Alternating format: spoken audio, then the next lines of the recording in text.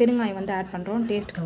So இது வந்து பார்த்திங்கன்னா ஸோ நம்ம வந்து நெக்ஸ்ட் வந்து பார்த்திங்கன்னா ஓமம் வந்து போடுறோம். டேஸ்ட்டுக்காக சூப்பராக இருக்கும். ஸோ இதில் வந்து பார்த்திங்கன்னா தண்ணி வந்து விடக்கூடாது. தண்ணி விடாமல் வந்து பார்த்திங்கன்னா இன்னும் கொஞ்சம் மிளகாத்தூள் வந்து நம்ம வந்து ஆட் பண்ணிக்கலாம். ஸோ நீளமாக இருக்கட்டும். நம்ம வந்து பார்த்திங்கன்னா தண்ணி அதிகமாக விட்டோம்னா டேஸ்ட் வந்து ஒரு மாதிரி இருக்கும். ஸோ தண்ணி விடாமல் ஃபஸ்ட்டு வந்து பார்த்திங்கன்னா இது வந்து நல்லா வந்து ஒரு 5 மினிட்ஸ் வந்து நல்லா வந்து மிக்ஸ் பண்ணணும். ஸோ மிளகாத்தூள் வந்து ஆட் பண்ணுறோம். ஆட் பண்ணிவிட்டு பச்சை மிளகா ஆல்ரெடி வந்து போட்டு வச்சுருக்கோம். ஸோ நல்லா வந்து இப்படி வந்து மிக்ஸ் பண்ணிக்கோங்க. ஃபஸ்ட்டு இந்த தண்ணியில் மிக்ஸ் பண்ணுங்க. அப்புறம் பத்தில் நம்ம வேணால் ஆட் பண்ணிக்கலாம். டேஸ்ட் வந்து சூப்பராக இருக்கும்.